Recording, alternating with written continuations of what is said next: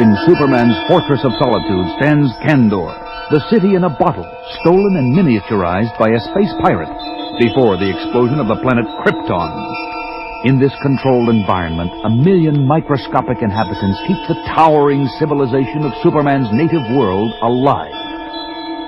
Standing at the podium before a capacity audience in the city's civic center is Dar Baum, Kandor's Commissioner of Science Police. To the annual Science Police Awards ceremonies.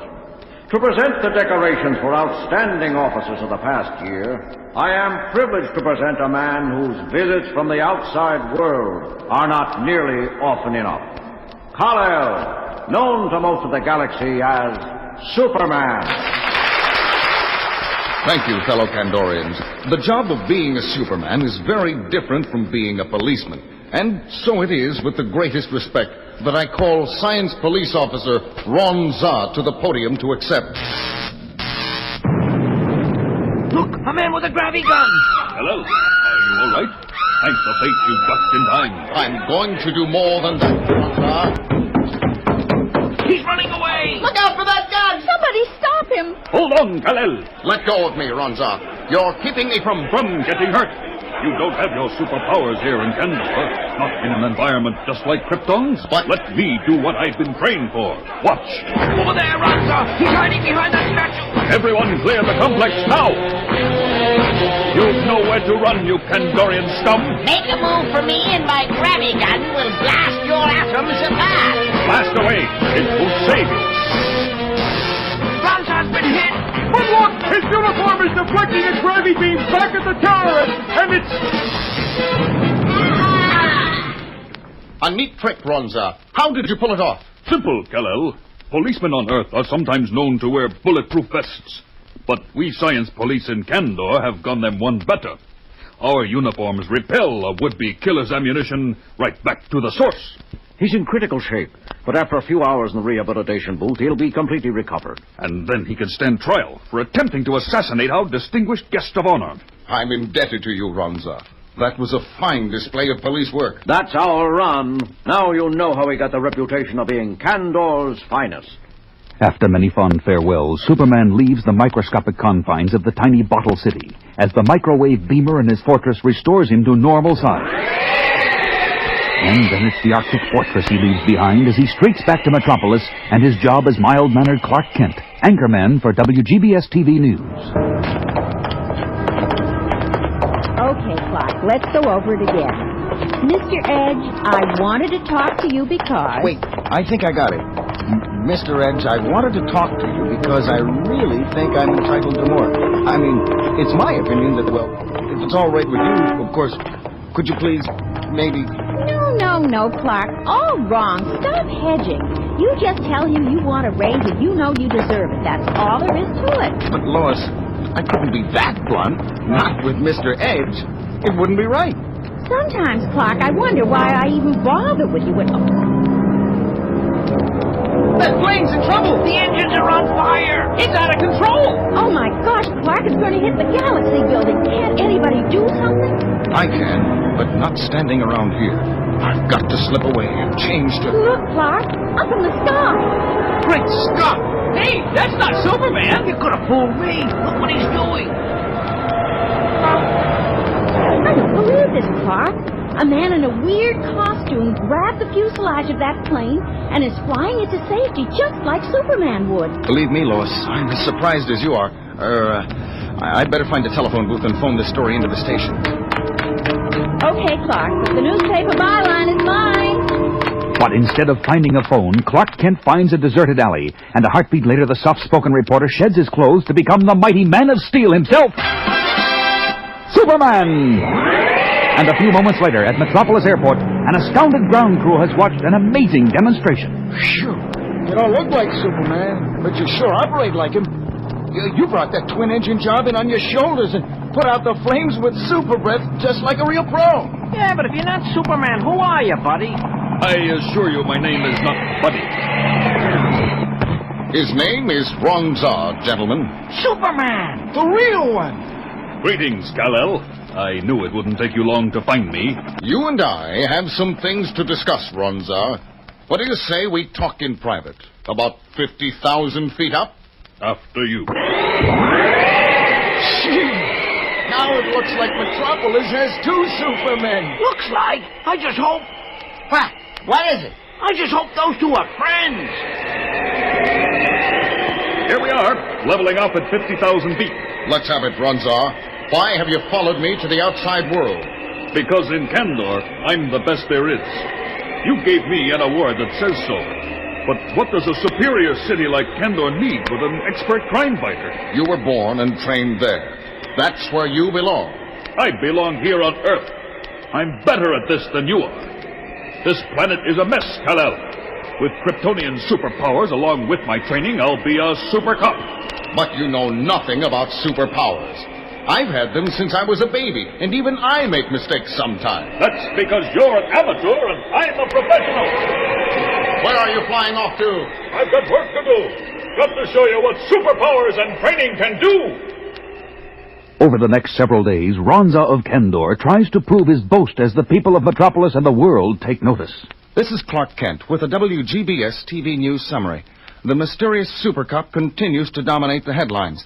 Today, he issued summonses to 36,000 jaywalkers, and he heat-beamed the engines of 12,000 cars he claimed were polluting the air too much. Several days ago, he said that since most crimes occur in the nighttime hours, people would need a special pass from him to walk the streets of Metropolis after 9 p.m. WGBS reporter Jimmy Olsen filed this report on today's demonstration against the curfew. Here on the left bank of the Metropolis River, over 15,000 marchers have shown up for this demonstration against the rules laid down by... A new development. The super cop has entered the scene. He seems to be... Yes, he's coming over here. You're a reporter. I'd like to make a statement. My audience is yours. I'd like Metropolis to know there will be no more demonstrations against any laws issued by me. Anything I decree is necessary for the welfare of... Superman! Hello, Jimmy. Ronzar, I believe you're making a mistake here. Move along, Kal-El. You should have done this years ago yourself. Maybe so. But the right to protest is guaranteed by law to all American citizens. You can no more limit that right legally than commit grand theft. Oh, I'll be back. Both Superman and the super cop are flying off now. No, the super cop is diving into the river. It looks like... Hey, a water spout is popping up where he dove in. The water from the river is rising up and beginning to tumble from the sky onto the demonstrators. It's a cloudburst, and there isn't a cloud in the sky, and it's breaking up the mark. The super cop can't stop the demonstration directly, but there's no law against making it rain. This is Jimmy Olsen for WGBS TV News. This is Clark Kent back in the WGBS studio. The curfew and the new rules are still in effect, and Superman has made no public statement on the matter. We'll have more news after this word from our sponsor.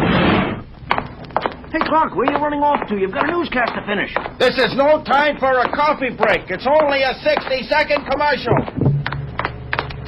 But the mild-mannered newsman has a far more pressing problem on his mind as he finds a deserted stockroom a few doors up from Studio B. Reading that report on Ronzar's policies was the last straw. It's about time someone told him Metropolis cannot be run like a police state. And that someone is... Superman! But elsewhere in the city at that moment, another superpowered figure patrols a neighborhood at low altitude. Look at these earthly citizens. Many of them ducked into their houses and automobiles as I pass by. This is the way they should regard the law, with great respect and perhaps a little fear. That's what Kal-El's biggest mistake was. He made everyone take Superman for granted, as if he were on their level. He didn't know the law has to be set above the general public for it to function. Now, that's odd. Some sort of strange light beams seem to be emanating from that automobile junkyard up ahead. This bears investigating. The radiation is very weak, and coming from that one primitive automobile over... The headlights of that car turned on some horrible death ray. Can't stand up. No, you can't, can you? Any more than Superman could. if you were he. Who are you? Crouched in the car. Show yourself. Delighted to, super cop, or whatever you call yourself. I'm Lawrence Gabriel. These quasar beings causing you so much discomfort are a rather brilliant invention of mine. Why would you want to kill me? It wasn't you I was commissioned to destroy. It was Superman. But when the crime syndicate bosses hear you fell into my trap instead, I'm sure they'll be almost as delighted. I'll try to make it to your funeral, old man. No. Where are you going? How do I get out of here? I'll just turn off the headlights. If you can crawl that far. My super hearing, picking up the sound of children playing elsewhere in this awful graveyard. If I can throw my voice to them with super ventriloquism. And elsewhere in the large junkyard. Found you, Joey. Your shirt was sticking out behind the door. You did not. You didn't see me until after I... Attention. This is Ronza of the Science Police. Where's that voice coming from? From nowhere? I need your help, boys. Please come to the northeast corner of this junkyard. Immediately. It's one of that creepo super cop's tricks. I don't know about you, but I ain't getting caught. Me neither. Maybe he passed a law that says you get the electric chair for playing in junkyards.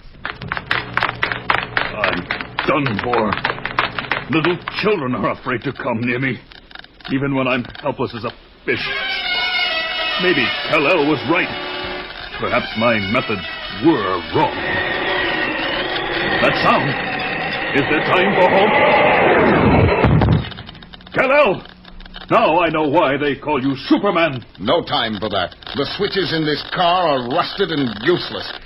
I'll have to help the owner of this junkyard by crushing this particular car for him. Superman, Kal-El. You saved my life. How can I thank you? By doing your duty to your people, our people, in Kandor. I received a message just minutes ago that a crime wave has broken out, and the authorities are at their wits' end. I have work to do here, but in Kandor, they need you. But that scientist, Gabriel, he'll get away. I just delivered him personally to a federal prison. Been waiting for him to show his face so I could nab him for weeks. That's how I learned where you were. Now, if you'll excuse me, Ronza, I have work to do. As I do. Home in Kandor, where they need me. As for Earth, well, I guess there's only one Superman.